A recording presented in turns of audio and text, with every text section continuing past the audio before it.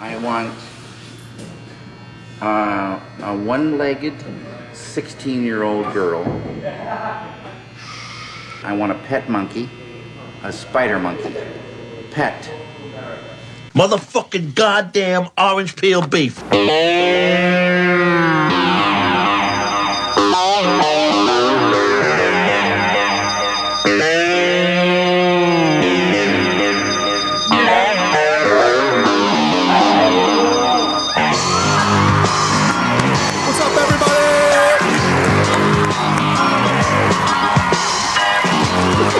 It's 1 fucking hour time. Of course. Hey, Ryan, here it comes. Oh. Yeah, I love that part too. This is the show where we talk about one goddamn movie, and we have just one. Let's see if I can get it right. And we just have 1 hour to talk about it. I'm Evan Husney, working the board tonight, and to my left, we got Big T, Tom Fitzgerald. Tom, what's going on, man? Hey, they're just enjoying some Necco wafers. Oh, wow. Amazing. Most awful candies ever. They taste like you're eating chalk. That's right. Didn't we talk about those recently on something? I don't know. We did. We mentioned Necco wafers. That's weird. Yeah, we did. I don't know what it was, but we had a whole like minute. Yeah. That was, yeah. I know it was Necco. Oh, it was Mikey and Nikki. We're talking about Necco wafers. Oh. Yes, it was. Oh, okay. Yes, we were. Anyway. All right. And then to the right, we got, as always here, Mr. Marcus Herring. Marcus, welcome back. What's going on? What's up, everybody? I'm in the Black Lodge tonight. I got the Formica table. And, Formica table. Yeah, right on. Well, welcome back. And also welcome back to back, returning champion to the show here. I mean, it wouldn't be right if we did this without you. Miss Rémy Bennett, welcome back. Thank you for having me. Yes, of course. Have you been to all the Lynch soirees here? I think almost. You weren't here for Lost Highway when we did that back Lost Highway. in the day. Oh, wow. yeah, I've used you on that one. Yeah. I wish. I regret not doing that one. Yeah. Yeah, that's right. We had you on Mulholland Drive. We've had you on Twin Peaks Fire Walk with me. Of course, our David Lynch tribute that we did just a few weeks ago. You were part of that, so thank you for all that. And here we are tonight doing, for episode 128 of the show, we are doing David Lynch's SOV horror film, as I'm calling it, Inland Empire. So actually much requested on the show, I must say. A lot of people have wanted us to cover this, even before David passed away. And of course, since it's been something they wanted us to tackle. And it is kind of maybe one of the fewer Lynch titles that one revisits, but it's been about almost 20 years for me and rewatching it, and oh my god, wow, there's a lot to talk about, a lot of things I forgot about, and some amazing, creative, wild, weird choices, and some truly terrifying set pieces as well. So I'm a little intimidated, frankly. It's not just that it's 3 hours of David Lynch, but right. I'm a little intimidated. So yeah. Hopefully we can do justice to it. Is my point. Yeah. I hear you. It's like I'm looking at a lot of notes.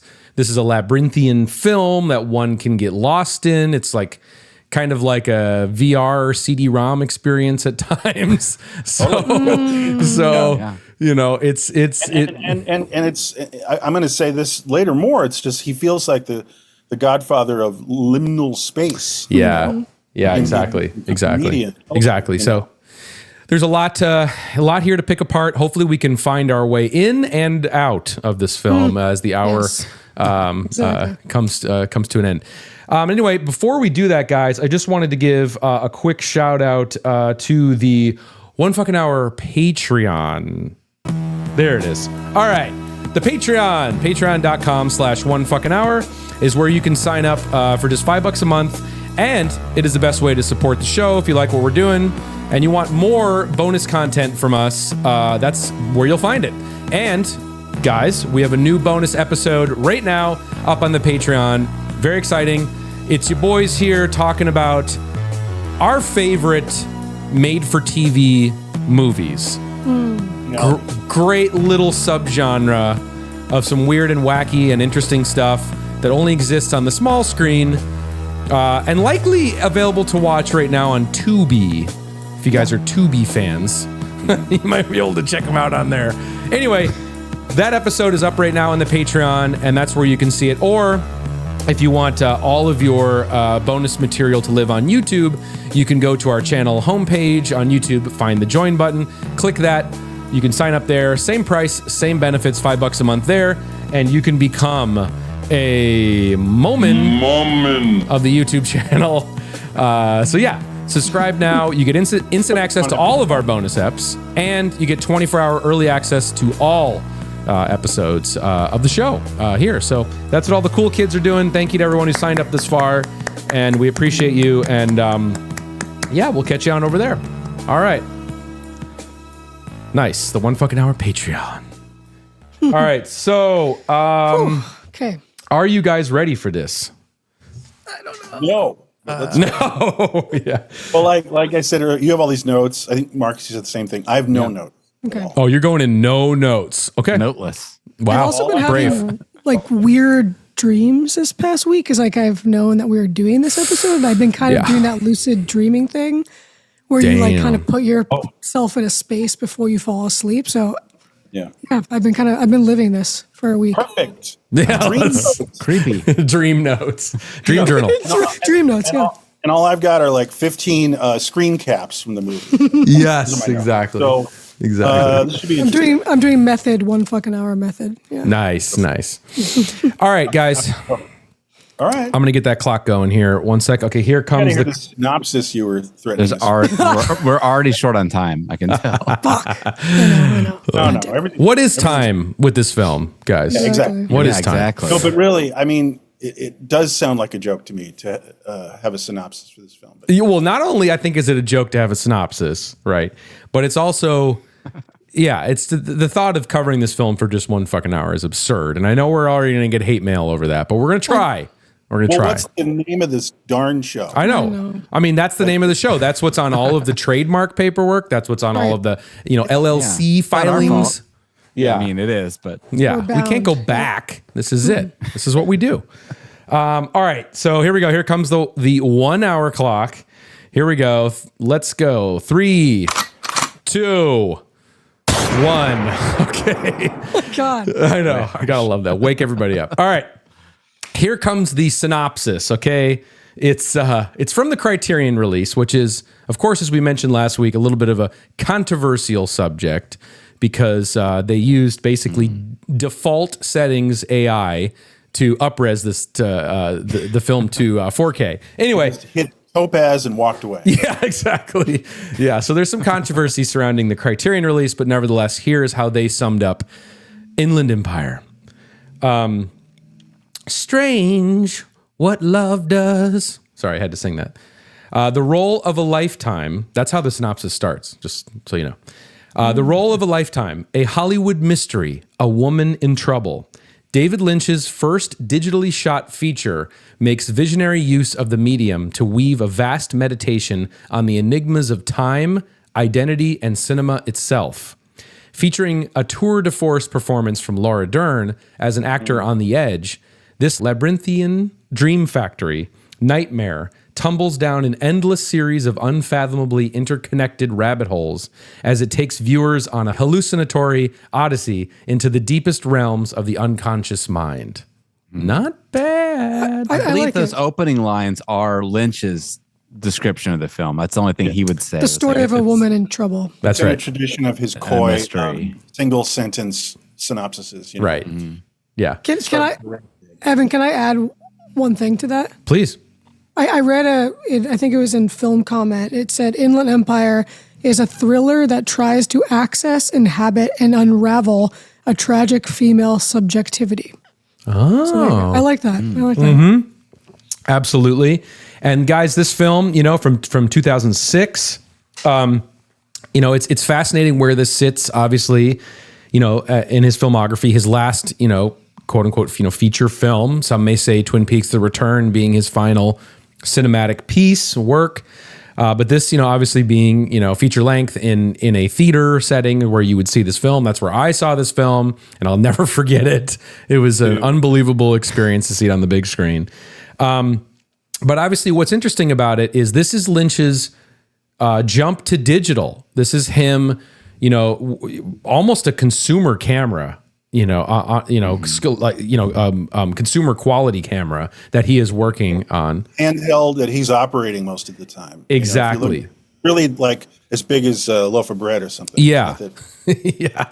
Which is amazing. The fact that he is actually, I want to say this, he is doing all of the film cinematography. He's cam-opping everything. He edited this film, which is pretty amazing.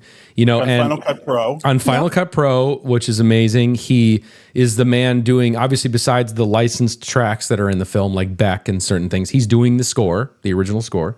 He's also doing the sound design, and of course he wrote the film, which, this film went into production without a finished script. So a lot of it is on the fly, instinctual, in the moment, kind of action filmmaking, if you will. And it's amazing. And especially to me, it's very amazing to see. I just love the idea of him operating, the camera on this film. I think that's one of the biggest, most present things with this is seeing almost like, because on his other films, he would be using other technicians who are skilled in their fields and who work on Hollywood films, and they're sort of conduits, that he operates through, and they bring their own talents to it. Right from the beginning with Eraserhead, he had, was it Frederick Elms? Yep. One of the two camera people. Alan's working with him and, lighting people. Yeah. He had a bit of a crew, even with that first tiny budget film. Totally. And there's no conduits. And it's almost like he is operating the camera and utilizing it in a way that somebody who isn't trained how to use it is using it. Like he's doing things with how close he's getting to the actors, and of course playing with the digital noise of a digital camera and blow out white and stuff. Yeah, dealing with light. Exactly. Like how weird it can be. Yeah, it's like an outsider approach. Right. It is pretty steady though, and like we all have experience shooting with like phones now, so we know how hard it is sometimes to get a good shot, So he did a pretty good job like opping, I would say for shooting on one of those. Oh man, it's incredible. I just what cracks me up and also terrifies me about many scenes in this film is how fucking close he gets to these weirdo people's faces throughout the whole movie. My favorite. Maybe you guys have them. My favorite sweaty close-ups are the interrogators of the film. The interviewer interrogator, the guy interviewing the woman with the Julia Ormond with the screwdriver. Oh yeah. And then weird psychiatrist inquisitor, agent or whatever. The guy who is her like therapist that she's talking to. Exactly. We were laughing about that, not to get off subject. We were laughing about that guy because he seems so much like a student film character. Like something that like your friends when you're making a movie, that's the oldest person that you can. And you put like a blazer on. And you put a blazer and glasses. That's funny. Yeah, it's like the 18-year-old guys are like cops, Yeah. I love it. So funny. Like lot of older people- cousin. Yeah. Yeah. Anyway, a lot of the cast is like people that were like on the production or like right. Well, yeah, let's talk about this too. I just want to get this out and then we'll open it up to everybody. This film is it was shot in Los Angeles and Poland, and of course there's Polish financing involved in this movie. And parts of the film are transported back and forth between LA, Poland, nightmarescapes and stuff like that. But what's interesting about this movie, and I think why David Lynch can pull something like this off, is even though it's so abstract and it's so like abstruse and surreal and impenetrable in many ways, he does ground it in like a concept, like out of the gate that, at least it gives something for us to grab onto, which is this concept of a cursed movie production. This idea that, this movie that they're making within the movie is based on this sort of Polish folk tale, and of course things start to, like a Polish Last House on Dead End Street. Yeah, exactly. Rumors of a snuff scene and like this unfinished, like a film that turned into like a romance that turned into a horror film. Like, it has that like creepy pre-internet like rumors about these foreign films Totally. Like Internet folklore. the lore. Like The lore, the folklore, yeah.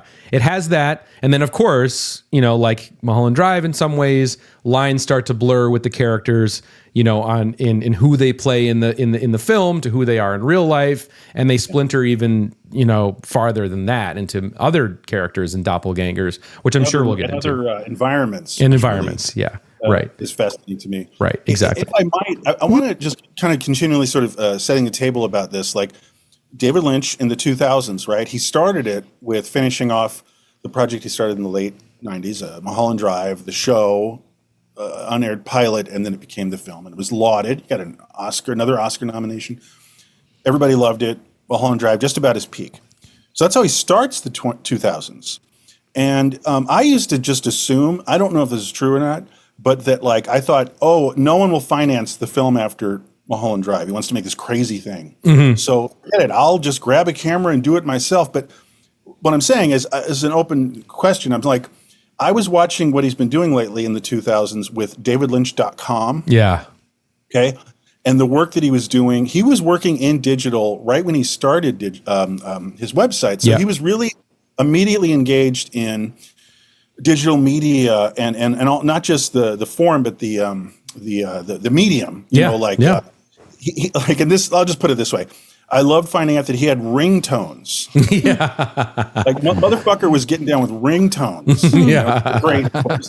So what I'm saying is he fully, and this is not surprising to me, he fully immediately embraced the internet. Yeah. You know what I mean? And he used it as another creative tool. So it's not too surprising to me, if I'm thinking in those terms, of observing him and his all the work that he was doing in that decade, that it would manifest with a down and dirty DV cam film, because it does connect to, and I'm going somewhere with this, it does connect to what he was doing that was ancillary to feature films. Right. Which is a surprising turn after Mulholland Drive, because it's such a creamy 35 millimeter. And lush. Yeah. Right. Classic form, at least in the look of it. Right. So the connective tissue might be one of the big highlights of this film is the incredible rabbits. Yeah. Yeah. I mean, it's early on in the film. It's one of the first things you see. It is, yeah. Absolutely devastating. One of the things you remember from watching the movie. Absolutely. It's unbelievable. What really got me when I first saw it is he just drops some laugh track. And it's just fuck, dude. What time is it?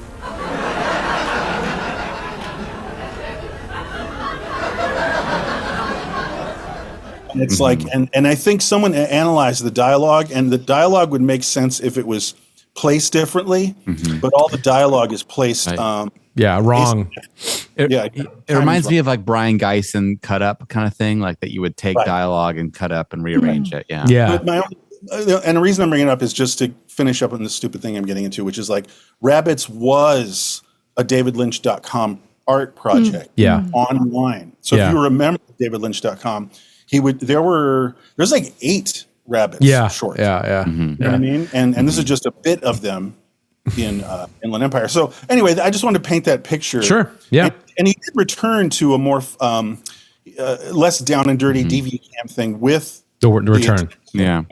So it's just kind of he was really, and then and davidlynch.com changed. The weather report was really the only thing that remained. Yeah. Right. Yeah. He had the interview project, if you remember that, which was pretty crazy. He had Dumbland, the crude animation stuff. Very interesting work he was doing. Yeah, just really, really interesting. There's also another piece that off of the davidlynch.com stuff that connects directly to this film. I think it's called The Darkened Room. Right. And it's it has some real similarities. There's a blonde woman in a room crying, and then a brunette woman comes in and she's chewing her out and, talking about time and, Anyway, it's definitely, it seems like a precursor. Yeah. And it seems like a precursor to this film. Yeah. Maybe it's a spinoff of. Yeah. Yeah, for sure. So the bottom line is just, and maybe I'm completely wrong. Maybe you guys have some thoughts. I used to think it was him saying, well, screw Hollywood. I'm going to just take my toys and do this all myself. But I think he was actually having fun with the tools of a lot of new media. Yeah. It was more fun. Yeah. Right. He did put a lot of his own money into this film. he got Studio Canal to give him some money, and then of course, some Polish entities co-financed it, but he did wind up putting a lot of his own money into it. And I just love the idea of him, this being so pure Lynch, where he is the department heads, he's the creative heads of so many different factors in this film, and the fact that he's just picking up this camera himself and making it himself, and then going into a room and editing it himself. It's like, just like how he approaches his own art in his studio, how he's making a chair or a lamp or a painting. It's as close as you can get with film, which is obviously inherently collaborative, but he cuts out all the parts that he can to get straight to, his pure film. And I really appreciate that we had that. Yeah. And maybe just the last thing, it's on YouTube. I saw it recently. Maybe you can find it out there. It's great. It's like 1 minute long. It's him being asked why and do you really love digital video? The photochemical process to you. A dinosaur, dead. Completely ridiculous. Ridiculous. Yeah, it scratches, it breaks, it's dirty. Nothing but dirt on it. And no two prints are the same. It's a nightmare. You can hear the projectors chattering. It's a nightmare. Miller, and he's like, fuck yeah, I do. And he said, 35 minutes sucks. It's like it gets dirty, it tears, it burns off, it gets lost. He loves digital media just in the practical sense of it. Yeah. Because it's more manageable and of course infinitely cheaper. And as like a multimedia artist, I think right. So he took to it, and he never. And actually, what format is Twin Peaks 3? I'm sure it's digital. But it's on Alexa or something. Right. The aesthetics of it, I think there's twofold. There's the aesthetics of it because it is that look. He can get away with. David Lynch is like one of the few people that can get away with making a feature-length film on DV. And it's awesome because it turned me off back in the day, and now I love it. Of course, just the aesthetics of this film. But it's so interesting now looking back because it is almost as distinct a look as Eraserhead, which is true. That was like this huge crafted world, that they took years to make, and then this is like using cheap off the shelf camera, do it yourself. It's inspiring. It's almost like the minimalist way, but then getting something that looks just as distinct. There's no other film that looks like this. And then. Sorry. And also I think it's also they were really inspired by in the early 2000s. George Lucas financed the Star Wars prequels himself. He forced all the theaters to start projecting digitally so they could show his film. So and the internet was a way to promote film. So it opened up this new path for these guys to get excited about that you could finance a film by yourself. That you could distribute a film by yourself. That you could promote it yourself. And I think that is the mindset that he's going into, that early 2000s world that the DIY. Star Wars prequels opened up. Yeah, like giving back the agency. But also and that's what I used to default think. I'm just going to kind of die on this hill and we can move on. But it's just like, I think that he also is enjoying this whole new set of tools. Can I bring one more element to this? Please. One more layer to this? Please. I also think there's like another depth to this in terms of like stripping away the artifice of the sort of like veneer of celluloid in cinema. And because so much of this movie is a comment on cinema. Totally. And the way we view like the comfort and the facade of like glittering Hollywood. And this is like stripping it down to the grime. So which obviously is a recurring theme in all of his films. I mean, Mulholland Drive especially, because David Lynch has this very sort of like opposing or contrasting, clashing view of Hollywood. I feel like he loves Hollywood, for all of its, glitz and glamour and the magic of cinema and Hollywood. But then he also loves to dwell and explore the darkest side of, stardom and Hollywood and like, desperation and how grim it can get. I mean, nothing is more grim visually than Hollywood Boulevard at 2 a.m. Nothing is more terrifying than that. I dare anyone to walk that at night. It's the most, it's scary. I used to do it all the time. Me too. It's really fucking weird. scary. Because I was doing it right when I saw this film in 2006. I was working often at this bar, Star Shoes, Long Gone. Wow. Right there, right in that part, just short of Vine. Yep. It was so strange to see this film because it was like I'm across that street all the time from the L. Ron Hubbard Center or whatever. Yeah. Right. Actually, just think of what you're saying because I like the next layer that you went into, Rémy. But what taught me was early on in the film, there's this great shot of the Hollywood sign, and it looks so raw and crude and unglamorous, more or less, because it's being taken from like a rooftop parking garage or something, and to get the shot. And you know what I'm saying? It's like glamorous for a second, and it's the shot of the sign. Then it zooms out a bit, and it's kind of like just sort of this rooftop, and it's like it feels like de-glamorizing that iconic symbol. Yeah, just like cell phone footage. Yeah. Right. And then he also has like literally the most like just like brazen, grotesque depiction of like Hollywood or like the dark side of it of later in that horrifying set piece when Laura Dern is wandering Hollywood Boulevard, she gets stabbed with the screwdriver, and then she actually keels over and starts vomiting blood on a Hollywood star. I always wondered what star. And one of the stars says Dorothy on it, which is Dorothy Lamour or something. It might have been. And and obviously I thought of Wizard of Oz, but then also Dorothy from Blue Velvet, because obviously that's where her name comes from. But I think also the Judy Garland and Marilyn obsession, like, resonated so much for me, like with his fascination with these icons that were seductive, innocent, but then incredibly tragic. Like once Hollywood sort of like shoot him up and spit him out. Exactly. Yeah, right. And he also was sort of chewed up and spit out by Hollywood in a way too, with Dune, being like a huge bomb, and I think he wanted it to do well, and so I think he has a complicated relationship. Complicated, yeah, that's the word. Hollywood. Yeah, he and, does. and what was his previous film was Mulholland Drive. Yeah, There you go. right. Which is like under the Hollywood sign, basically the whole style of the film. Right. Yeah, and had totally. to get finance from Europe. basically, Yeah, finish it, right. Right. This is the girl. This is the girl. Homestead and all that stuff. Yeah. But one thing that I always found kind of amusing was because I do feel that the first quarter of the film, the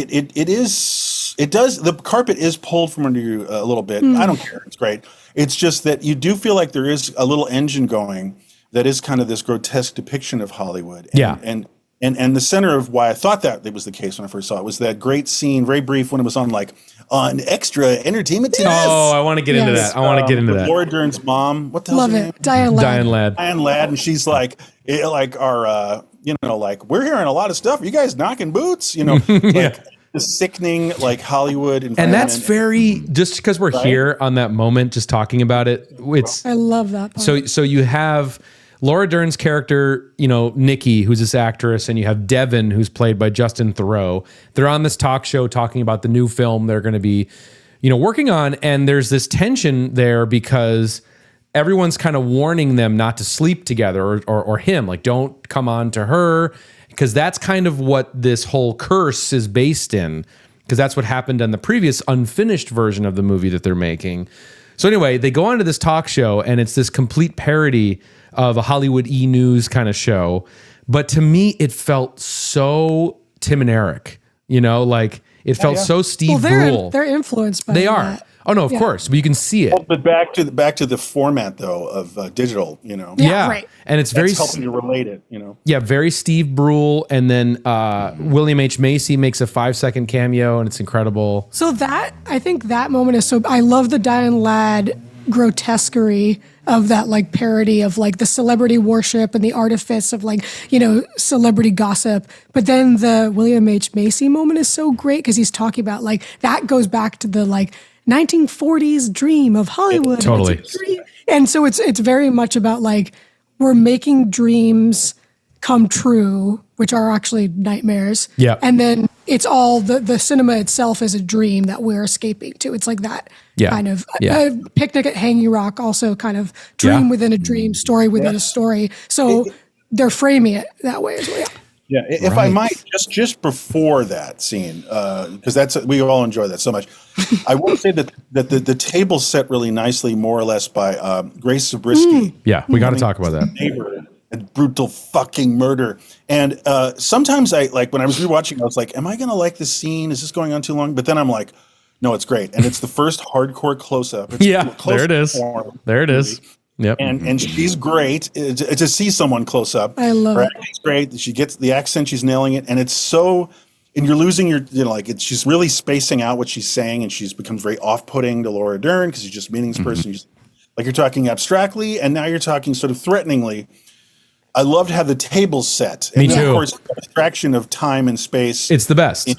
Grace pointing you're going to be there on Thursday. That's. So, I wanted to say the whole about film that, is right there. that moment, Tom, with the pointing. I wrote a note about that because that is that amazing dream moment where you're in a dream and then you're having a recognition of something else. So it's like the Mulholland Drive Winkies moment. It is. When they're in the booth and he's like, and then you are standing over there. Yeah. But your body, I feel like as a viewer, your nervous system kind of feels that because we've all been in those. He has. It's triggering this felt experience of dream. Exactly.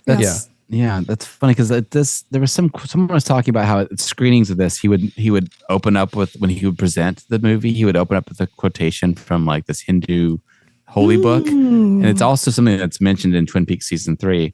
But the quote's we weave our life. We are like the spider. We weave our life and then move along on it. We are like the dreamer who dreams, then lives in the dream. Yep. This is true for the entire universe. So I mean, there you go. It's almost exactly what you're saying. Transcendental. Like that's what I also love, that he's bringing all of his transcendental cosmology and reincarnation and transcendence and all. Yeah. And it just, what's so great about him too is that sort of dream within a dream thing, or the foreshadowing within a dream is very creepy. And he is so good at just taking concepts. Obviously, when you add the weight of great sound design, and you add he's able to make nothing have so much weight and atmosphere. And he's so good at crafting those moments. And even in this film with a DV camera, in that scene with Grace Zabriskie, there's it opens with creepy shots around corners. You know how he always does that. He's really good at the POV, even with the DV, and he's going slow around these unfamiliar spaces. But then forecasting that moment in time, you're going to be sitting there. That's such a creepy concept costs nothing to put into your film, that immediately triggers the theater of the mind, you know? And that's so amazing. Can I drill down on a moment too when she's talking about the Polish story, which deeply disturbs me? Yes, please. And this is what I love this, because when she's talking about and then he leaves from the house and there's a reflection, and that is when evil is born. And then she says then the girl is leaving the marketplace, but it's not through the marketplace. It's through the alleyway into the marketplace, or something like that. And it's how the Lynch, back alley. Yeah. Right. Lynch, he locates darkness and horror and trauma within these physical spaces, the alleyway behind Winkies, or in Lost Highway in the desert, the shed, or there's these Black Lodge, and so it's convenience store, the convenient store, yes, and all the rooms are inside us, right, the rooms of our unconscious, but I love how it's almost like these dark fairy tales that Lynch, he brings you there, it's the wolf in the forest. Expand on the where is it, maybe geography, but maybe it is. But I want to expand on this. What really got me the first time I saw the film, and I was like, wow, I'm all in, hardcore, is early on, we're going a little linear here. Sure. No, I just surprisingly is she starts shooting, or starts working towards the shooting on the soundstage, and there's this mock-up of a house in the soundstage where they're having lunch and discussing the production. Smithy's. And, sorry. Is it Smithy's house? His Smithy's set? I think it is. Yeah. Yes. So later on, actually early on, they hear something emanating from them. And this, which is the house, which is set inside a soundstage. And so that's another sort of architectural metaphor. Yeah, exactly. Right. Okay. So, but what I love is that later on it calls back and that she has wandered off in an alleyway, by the way. She parks in the alleyway getting groceries. Or no, on the set. Sorry, she's on the set and she had gotten some groceries. She goes into the thing. It says like AXNON or whatever. Action. Right. Anyway, she goes into the house and she becomes the thing that jarred them, that they heard the noise in the house. Amazing. That's what I'm saying. So I love dream, that. total dream. Just to follow through on the house thing is that house then becomes a very real house. Yep. And the creepy moment when she goes in the house, which is a set on a soundstage. Yeah. In the reality of the first part of the movie, she looks out and it's like a front lawn. Yeah. Like almost like a Wizard of Oz transformation. Completely. The house is now elsewhere. And fantastic. And then suddenly she's poor and like making shitty eggs. Yeah. And I love that one. And then I'll totally shut up. But inside the house, in the middle of the film, when she has this very lower income place, I'm almost done. Lower income place, lower income life. Like I love when he very rarely depicts like unglamorousness when she's like making eggs in this. I know. He does that once in a while, like in Mulholland Drive when like she's trying to mastrate and that. Yeah. That's Crying. all. Or I do want to mention this because you're here, and we'll get back to where we were. But in the labyrinth of all of this is her husband, like the Polish husband character. When that moment when he's got way later in the film, when he's got the apron on with the ketchup smear all over the apron, and then you want to get into that? Hold on, and then and he's holding pieces of hot dogs and approaching people, and then there's all of these fucking wicked, crazy looking derelicts that just come out of like the back of the house for like a barbecue. Strosek Herzog. Yeah, right. Strosek Army. Yeah. Yeah. No, I mean, you got me going here. This is always one of my favorite moments of this film because let's just talk dream logic, and it's like that does play out like dream logic. Like there's an accident in the reality of this moment, whatever it is, and it's ketchup, red, on a white shirt. Red looks like, I don't know, blood. Yep.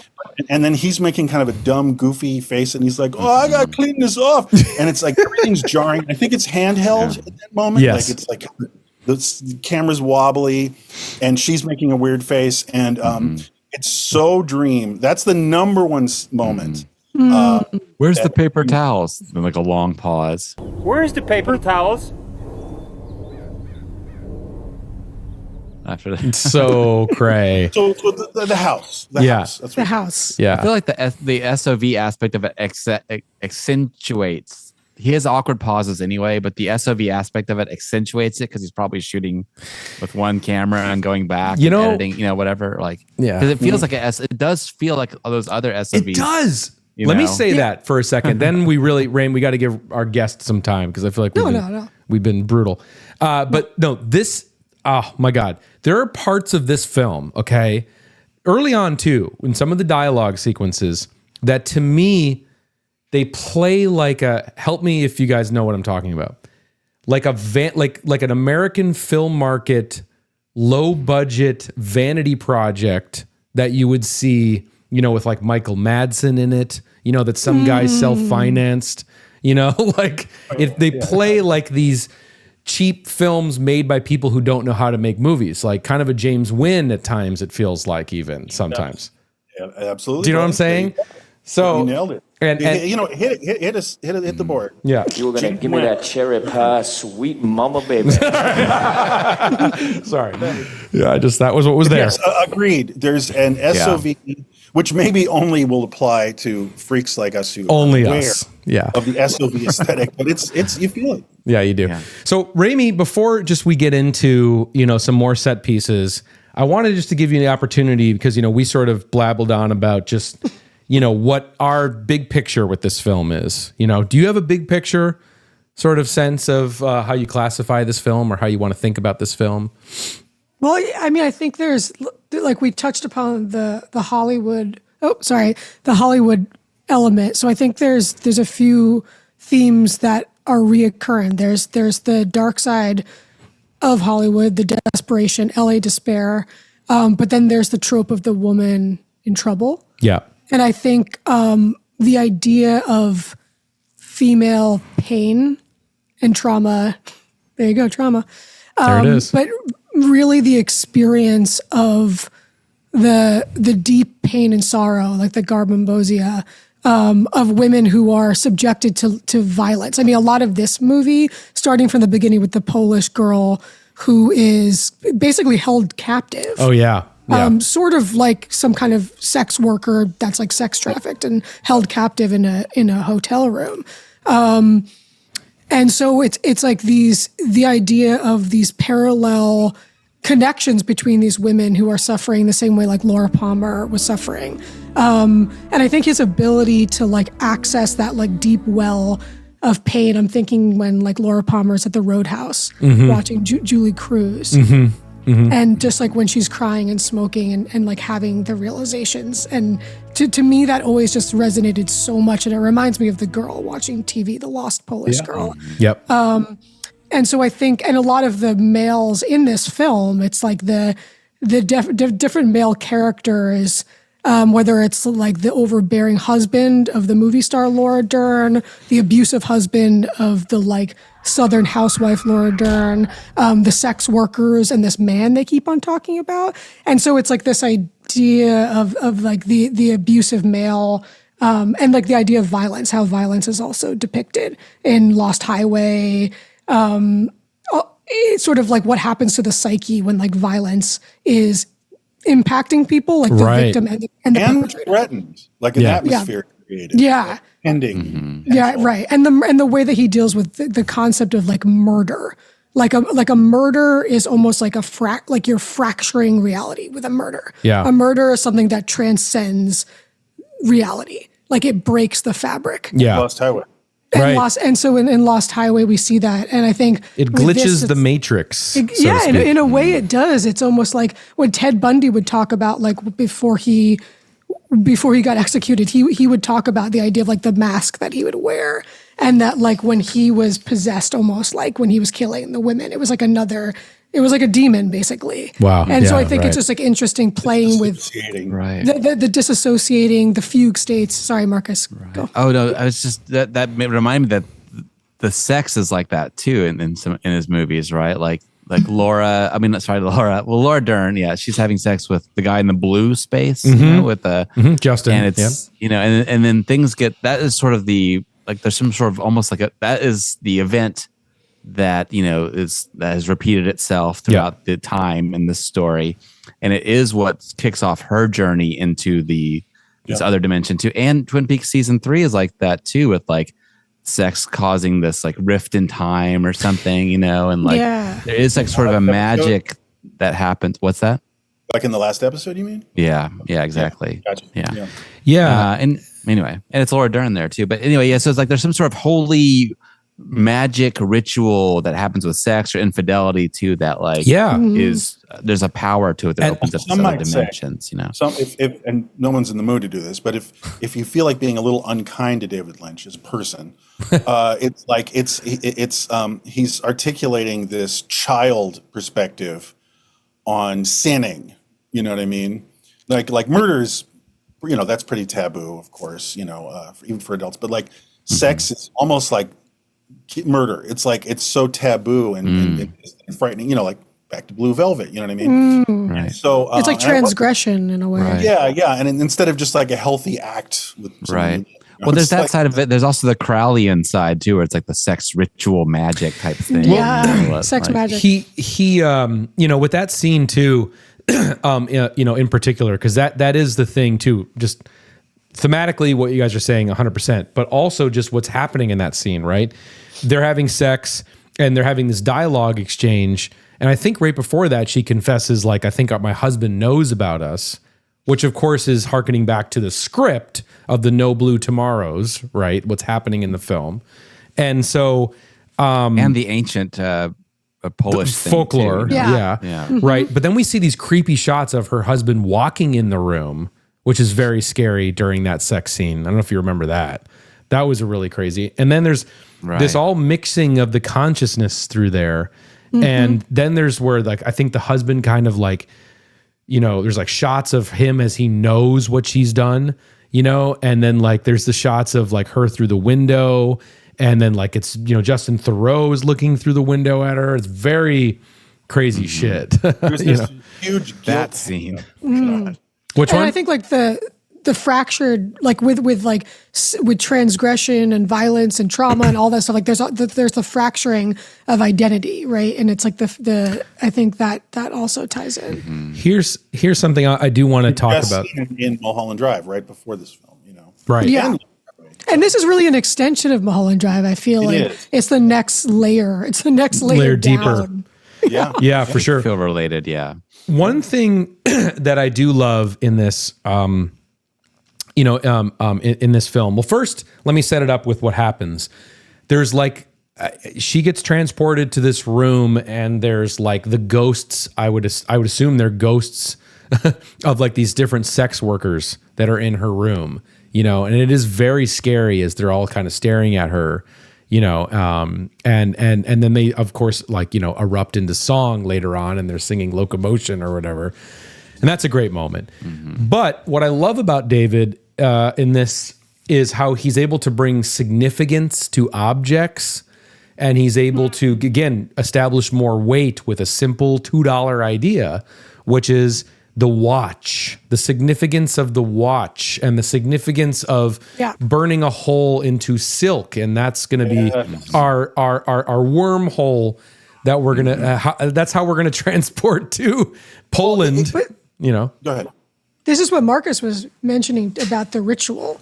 Like, I think, and Tom, I don't want to go off on too much of a tangent, but like, I love the idea of these like talisman that Lynch uses, like the same thing with the green ring, Teresa Banks's ring, and the scene in Fire Walk with Me when Heather Graham is bloody and it's like, don't put on the ring, and then and then when she puts the ring on in the train car, that's when Bob becomes Leland and kills her, and it's like very shamanistic, No, I was just thinking. I mean, there's like a shamanistic perspective on that. It's kind of metaphysical, But I was actually thinking about this recently in my own life about like how I think what he's getting after with these totemic things there's in the unconscious, for whatever reason they've been submerged in the unconscious, and sometimes, and I noticed this with season 3 of Twin Peaks, especially, is that these things, these little objects, can suddenly open things up to a torrent of recollection of things that were suppressed, and that's where the weight of them comes from, because they are representing. They shock you into consciousness about something that's been lying dormant in your unconscious. And I think that for whatever reason, and I think that what I'm trying to say is that happens to people in life. Like especially people who have had traumatic experiences, and I've heard these accounts where it's like, that thing, like someone who's been raped or something. Yeah. Like they see some object that seems innocuous to like any other Right. Yeah. world, Right. Right. And it's harrowing to see like this particular cover of Life magazine, and they see it 5 years later. Yeah. Completely. It was on the floor when they were on the wallpaper. I've heard people like would be like staring at something on a wall or like to disassociate. And then if they see that image again, it brings yes, exactly. But the recollection. And that's where that wormhole kind of is. And I was sensing that in his work in general, also in Mulholland Drive, of significance of the small things. So cool. That opens the gates of dormant, unconscious, dark. Right. And it reminds you that you're in another consciousness. And it's almost like it triggers you to another plane of reality. Well, very unsettling. That really syncs up with the lamps too, which was big in Mulholland Drive. Yeah, the he lamps. mentions it in the key, to Mulholland Drive. That's a big part of this film. It's a big part of Twin Peaks season 3. It is. The light bulbs. The light bulb is in this film. There's a light bulb. There's a picture I just sent you guys before the podcast of Dennis Hopper with a light bulb in his mouth on the set of Blue Velvet. Oh, there you go. Maybe this idea has been in his head for a long time. Electricity too, right? Yes, that's what I was saying. Like, that's what I was getting to, is that the lamp is like this doorway to electricity, which is this magical, which is another magical thing, and we have this sort of doorway to this world. And that's what, Twin Peaks season 3 seems to really get into that, but totally. Anyway. Yeah. It's mystical. There is a lot of mysticism. There is. So one thing I want to talk about, psychoanalysis too. They're interweaving. Yeah. That's what, for sure. Jungian stuff. And Jungian. So much young. Yeah. So young. So young. So yeah, to get back to just the film, like in the layers of the film, right? Because you have, Laura Dern as, the actress who becomes the character within the film, and then by the hour 3, it's kind of an amalgamation of the both of them or something new altogether.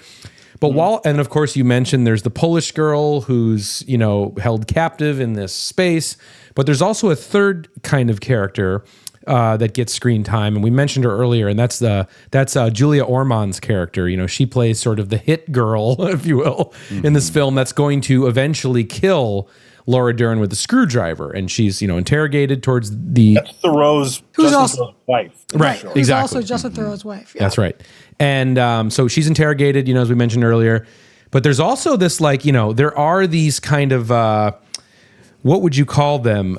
Characters within these films, kind of like Lost Highway. You have what's his name? Help me. The mystery man. You have Robert Killer Blake. Bob. Yeah, but no, but like, right. But like Mystery Man is more like this kind of guide, or he's like a visitor that comes in to warn you of something or the evil of something. And I think Grace Zabriskie is kind of that archetype. But also you have this weird Phantom of the Circus guy, right? Because Polish circus. Yep. there's some circus origin story that they give to Laura Dern's husband, I believe, in one of her timelines as a weird circus performer. But there is this Phantom of the Circus that I guess hypnotizes Julia Ormond's character.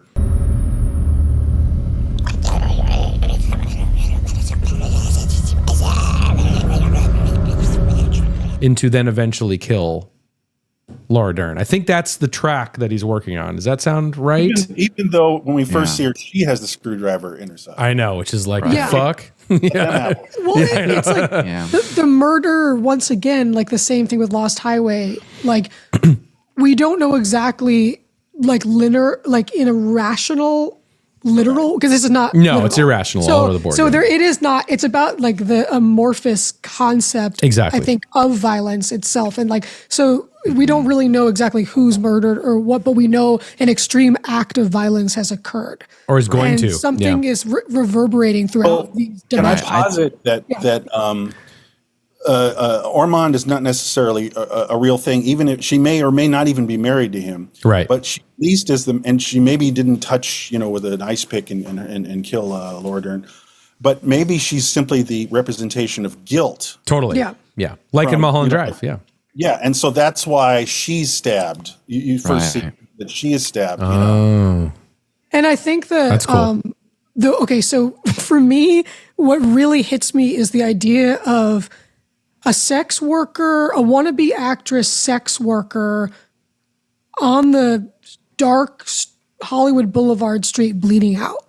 To me, that's a story that happens all the time. That's a story, the real story of LA and Hollywood, right?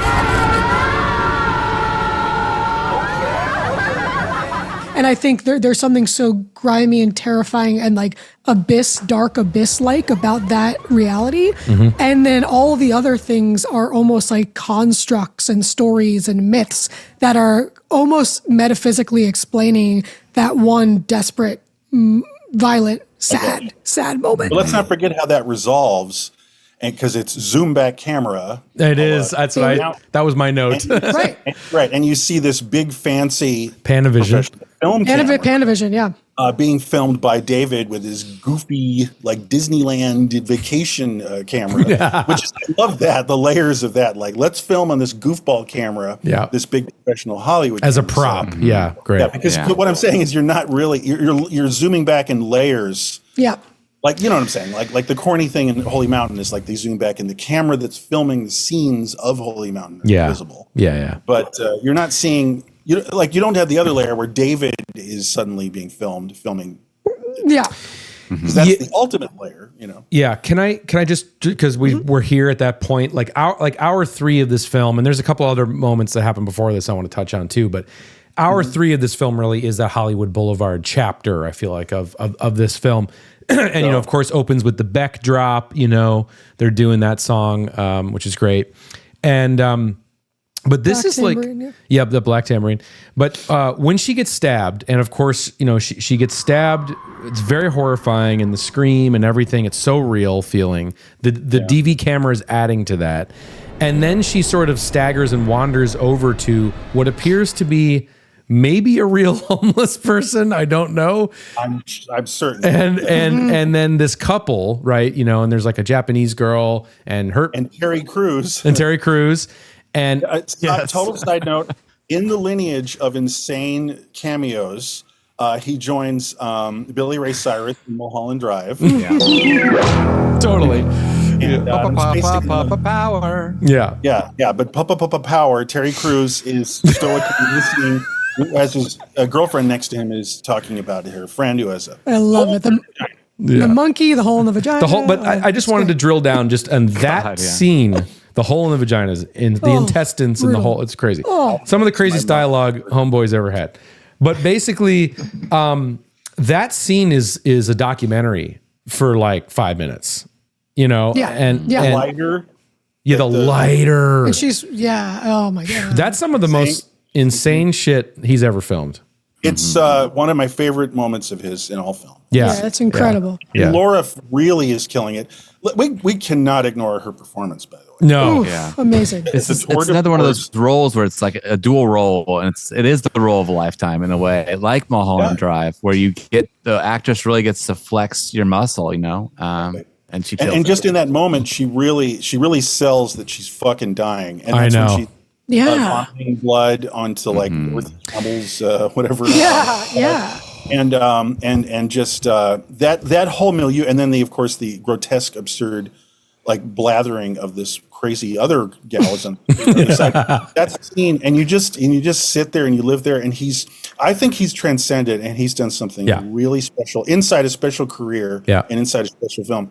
That is a transcendent moment that there's no talking about it. It's just like you could never even imagine that happening until you see it. No. It's a payoff for like making it 3 hours into the film. You know what I mean? It's really moving. It's really moving. Yes, exactly. There's a lot of feeling in the scene. Yeah. And you wouldn't even expect. And also, he's lost a little bit of the goofy, like backwards talking midget. Yeah. It's just very harsh.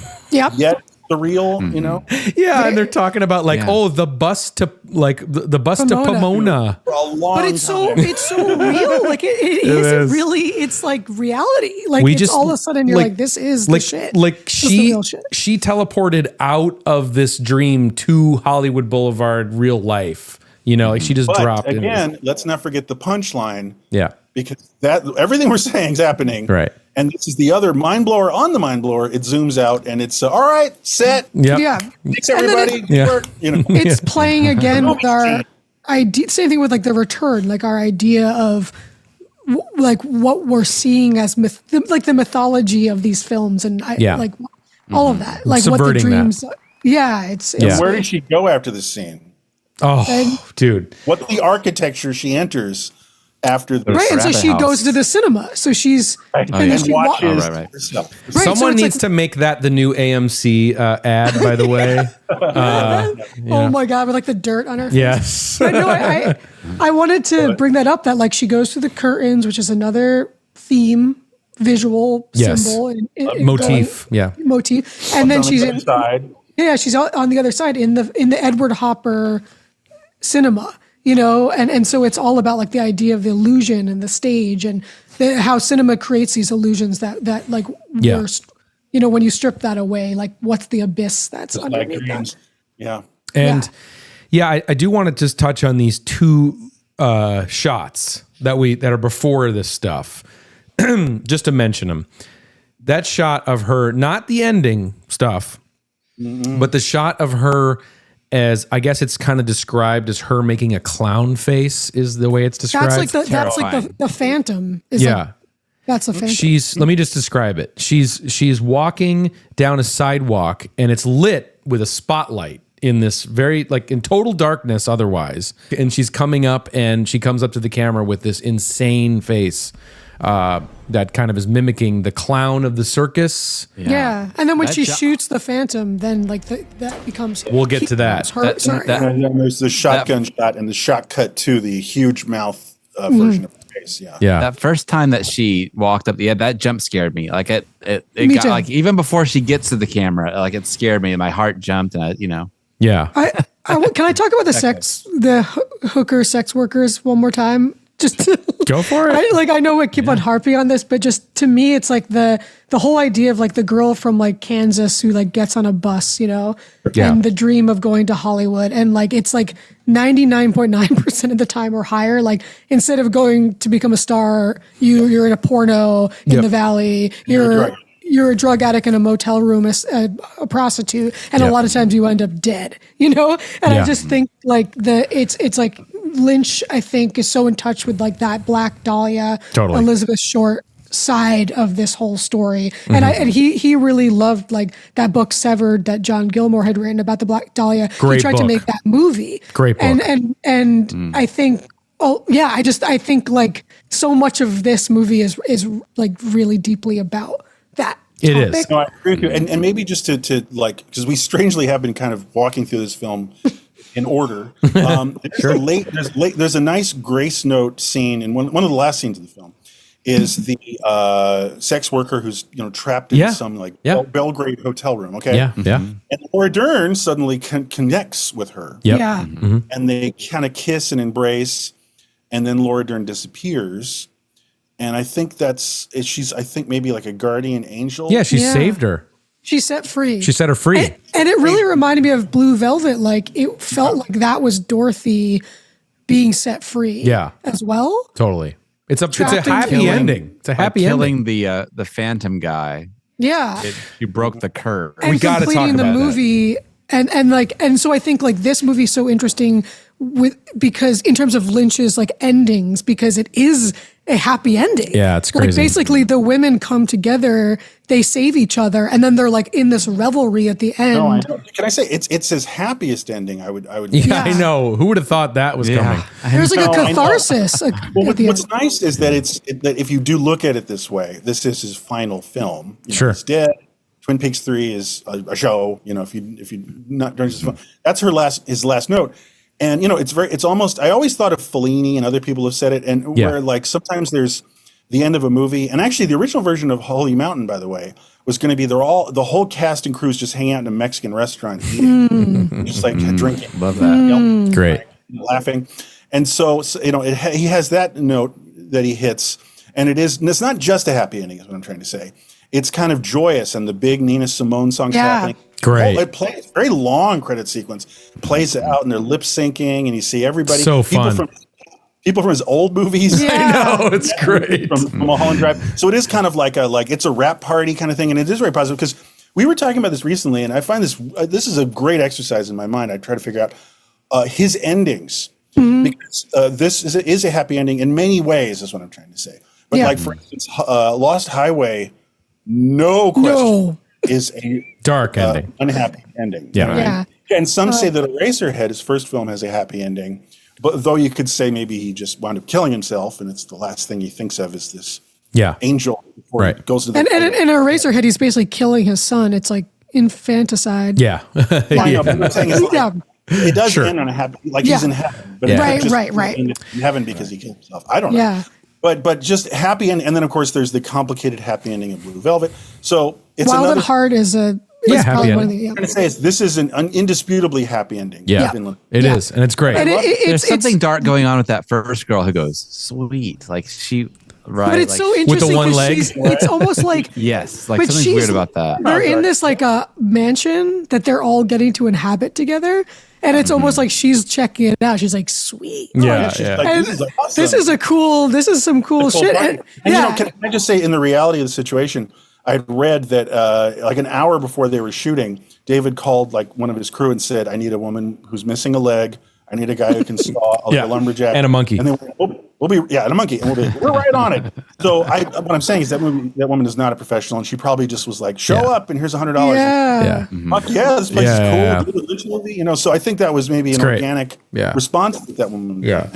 And it's very celebratory, and I think it's almost like an exorcism of all like that darkness kind of in that moment. It's his happiest ending is all. Yeah, for sure. Okay. But before that, the scene that precedes this happy ending, I just wanted to spend a little bit of time on it because it is an incredible moment. And I do remember it being the most visceral, the most like holy fucking shit in the theater when I saw it. And the image that lasted with me, ever since rewatching it, which is the scene, where she's in the hallway, and it's feeling very Sledgehammer. By the way, I have to just say that. Because so everybody get in the archives, watch our episode on Sledgehammer. It's basically the same scene you're seeing. But anyway, she's walking the hallway, and here comes, the creepy phantom guy, and she shoots him with light. And it's incredible. And in the way that her face morphs on his, and then, the sort of weird, just, digital art vibe of his face and what it becomes. And it does feel like you guys will appreciate this, especially right now, because I know what y'all are into. But it's really feels like an internet folklore Slender Man image, totally. His nose. Lost media creep out. Yeah. Lost media creep out. Totally. I love that stuff these days. Yeah. And it's just, man, that's a pretty effective set piece. It's like the effect of her mouth becoming absurdly huge in the landscape of her face. It does feel like first day fucking around in After Effects. Totally. This is a compliment. And this is actually speaking, going full circle on what I was trying to say is like David having a new set of tools and playing around with like what you can do with pixels. You know what I mean? Mm-hmm. Yeah, and it works. Brilliant. Yeah. Yeah. And you were saying too, Tom, in the beginning about like the idea of like Eraserhead and then this film as these two like bookends, right? Can you indulge me for 2 seconds? And I only am saying this because I had a revelation. I had it on Prime. And this movie ends, and then it rolled over to my next film in my Prime queue, which was Eraserhead. So I just was sitting there in a stupor while Inland Empire ends, and then perfectly, that's amazing. It goes right to Eraserhead. Wow. And I didn't plan on it, but it went from his last scene to his first scene. Wow. And the tone, of course, is consistent. And in a weird way, he's so consistent because the pace and the music and the sounds of Eraserhead and then the strange landscapes and the industrialness, it had such a continuity, and it was just it was an accident that I discovered that. Yeah, and one last thing for me, and I'll be done, is just it's interesting too that he because we mentioned there's handheld in this, of course, with the camera. But it's so great when you see the quality of a camera like the one he's using and leaning into its imperfections, but also bringing in cinema tools for it. Like there are, great dolly shots in this. There are, I'm assuming, Steadicam shots in this. So I love the idea of mixing this consumer grade camera with this high end gear, and he uses it to great effect. So I'll have to applaud that. I think it's a great move. So anyone else to wrap us up? One last thought about the idea of like cinema as like taking on a life of its own. I think that I was reading in, I think the same essay in Film Comment, the writer was talking about how kind of like the terrifying aspect of a story that takes on this life, and the idea that like cinema, he's looking at cinema as this like hauntological enterprise, he said, that's flecked with blood and tears of past practitioners that are like haunted by the stories and myths that they create. And I think in a lot of ways, like Lynch is like totally. Yeah, it's like a haunted Hollywood. Yeah. Haunted Hollywood ride. Shout out to he did the soundtrack for most, so many songs on the soundtrack too. And it's cool to see him flex that muscle too, instead of bringing in Angelo, Last 20 years. And the lyrics really, when you read the lyrics, like they're telling you the story. The lyrics are. I do love that poem song. For sure. It's a nice moment. Yeah. Excellent stuff. All right. Oh my God. Here we go. Wow. That went fast. Oh thank you, everybody. God. That was one fucking hour on. I like just waiting out the last 4 seconds. Like, no one say anything. Just like watch the clock. What are you going to end on? How are you going to? Wow. Yeah. No. So that was one fucking hour on Inland Empire, y'all. An absurd task. I'm sure. Oh, we did okay. No, yeah, for we sure. did okay, No, we actually. did. We did. I'm just we did saying okay. there's so much to that movie, and but we did great. Yeah. We did great. Get into like to 1 second of cheating, but I didn't even get into like since when you get unmoored from narrative like this film is, it allows him to go flowing from one set piece to another. I know. In the way that is it's a narrative, if that's a word. You know what I'm saying? And it's freer even than anything he's done before. Yeah. Because it just clouds floating in and out of each other's consciousness and space. It's great. So I loved watching that because he was unmoored from narrative. Yeah, it's great. Yeah, it's awesome. So cool. Keep over. Yeah, it's great. I just love as my cheat the as I said before, and seeing documentaries or footage of David like creating art, in his studio when he's making a painting or he's making a piece of furniture.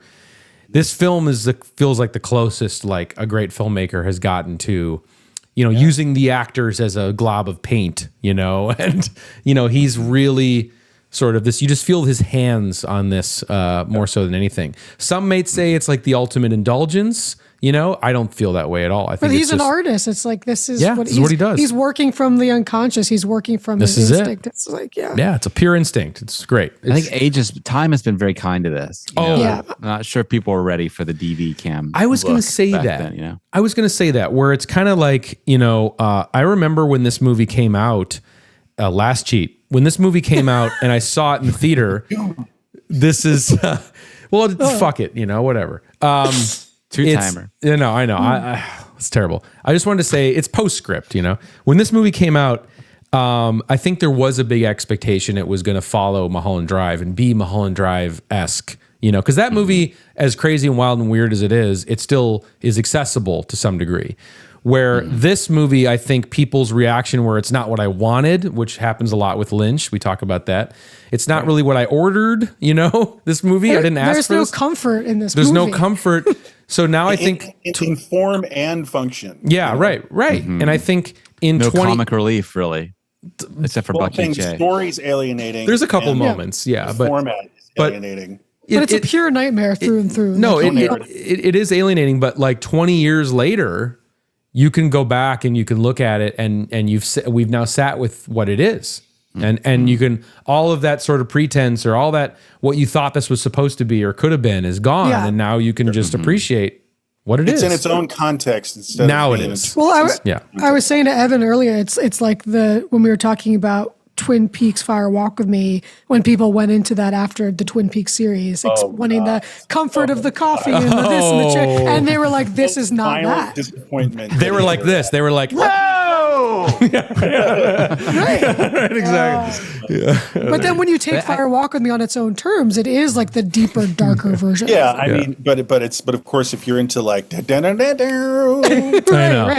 But that's like the melodrama soap opera, and then the other. This is not a cheat because we're changing the subject. No, we're just talking about Lynch just for 2 seconds. I just have to say this. Yeah. Help Tom with Twin Peaks, guys. I just watched season 3. I loved it. His hand is on every of the 18 episodes. He directed all of them. Yeah. I never got that warm to season 1 and 2. And I just did the math for a second, and I looked on Wikipedia, and he directed like 2 episodes. Yeah, like 3 maybe? And 3? Then he only wrote like 3 of them or something. And like then there's all these weird names that I don't want to know. Yeah.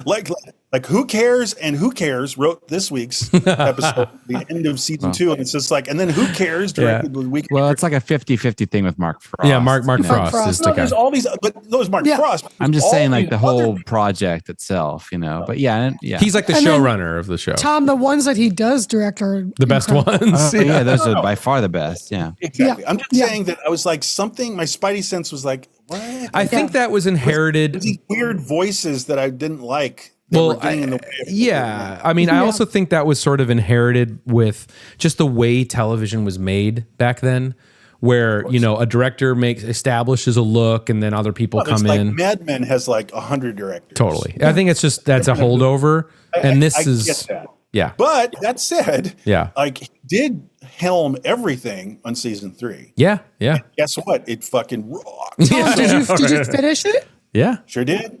So did you get really, really shook by like when they go to Laura's house at the end? Jeez. I cried for. I Spoiler. could not get over that. We're gonna have to wait for one fucking season. I think we are. We're gonna have to. Sorry, I just that We're gonna have was, to wait for that. I can't do that. That destroyed me. That an hour or even 2 hours. No, we gotta cover it in some way. No, guys, I thought about this.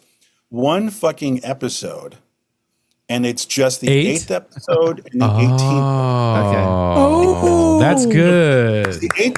One fucking episode, because it deserves that, and we should do You're it. gonna give me that cherry pie, sweet mama baby. That's Sweet Mama's episode 8, part 8. It's called, like Got a Light, but then really, like you just said, Rémy, episode 18, the final episode. dude, Yeah. I'm actually going to rewatch that maybe even tonight. heartbreaking beyond. Yeah. But fascinating. I mean, Let's do the it. whole thing. The Yeah. first Really Let's fascinating. start with doing 18, okay? Because there's so much there, and we'll be also talking about the entire series by going through 18. Let's do But it. 18 Yeah, is very right. different. So, like, sooner than later, new thing, one fucking episode. Oh. Hit it. One fucking episode. Sorry. All of it. Sorry. I love sorry. that. Hit them We really all. have to save the date. Save the date. I love it. All All right. right, guys. So- Thank you. Thanks for having me. Yeah, we're gonna do that. Oh, we're still rolling. We're still rolling. Yes. Okay, guys. Let me get control back here for a minute. All right. So thank you everybody who tuned in here for listening who's still listening. Maybe some people are, for the one fucking hour on Inland Empire. We appreciate it. Hope you enjoyed it. Couple of things, little bits of tell you about what's coming down the bike here. So for next week, we're gonna announce what we're gonna do for next week.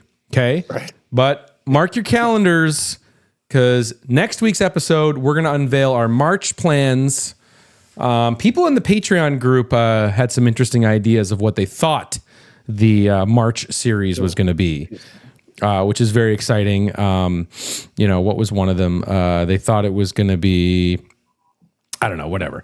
But March series will be unveiled at the end of next week's episode. Very exciting. It's kind of a thing that we've been teasing for a while that we're going to do, a kind of absurd task, but I'm very excited about it because it's stuff that we've not covered on this show. So I don't want to give it away, but so anyway, be excited for that.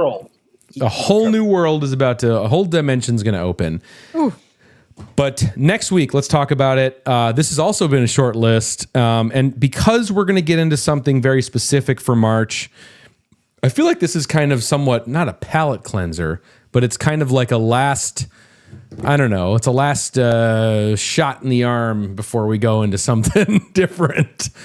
And my take of it is actually, it's just Inland Empire it's very heavy. Yes. Let's have a goof. Let's have some fucking Jello, whipped cream. Let's just indulge. Raid the fridge. Raid the fridge. From the sublime to the ridiculous. There you go. Perfect. So next week, we're going to cover our version of this. Okay. We're going to do our take. We're going to have our, fun with it. This is a film that is comfort food, I think, to me and to you, Tom, right? Marcus, maybe not. I don't know. A little soft on it. A little soft on it. I'm excited. It's all part of the fun. It's all part of the fun. But we're going to be doing one fucking hour on Scarface. So get ready for next week. We're going there. We're going there. And of course, we're talking about, actually, guys. Yeah. Did you even think about how Scarface is somewhat related to our March series? Because there is a connection. Yeah. Don't say it, or I'll. You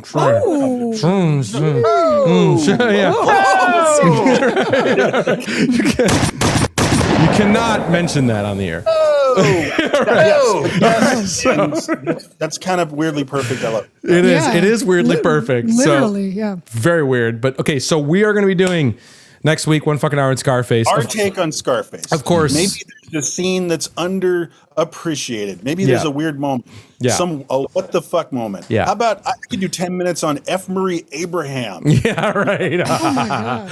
Right. There's so much. And I'm an expert on Scarface. Yeah, totally. So, of course, the Al Pacino version of Scarface, Brian De Palma's film. So, we're going to be getting into that for next week. Have some fun before we get into some serious business in March.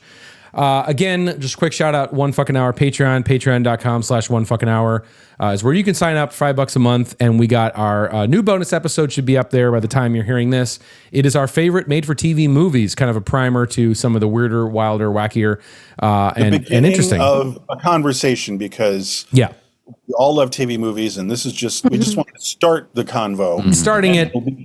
It'll be continual, and we might even do full episodes on a particular. Yeah, these are little primers to get your feet wet in terms of this kind of weird world. And then, we're going to do that. And then you can also get it if you want to keep all your content on YouTube. You can go to our channel homepage, sign up there, and become a Momen of the channel. Same perks, same benefits. We appreciate you guys. Thanks for listening. But of course, we cannot leave you without your Momen of Zen for this fucking movie.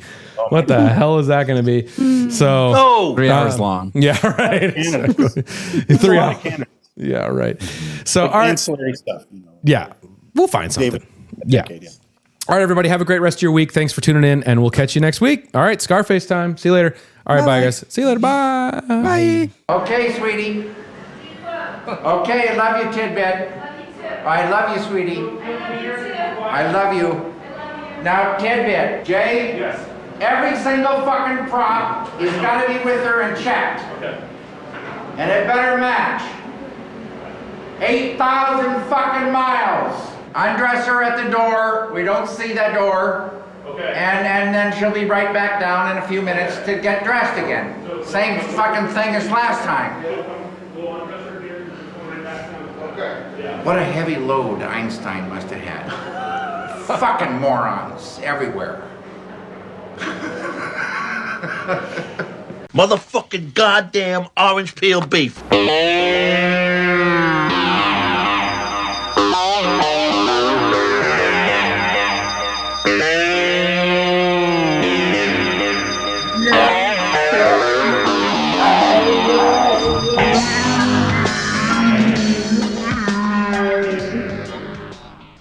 That was wicked, man.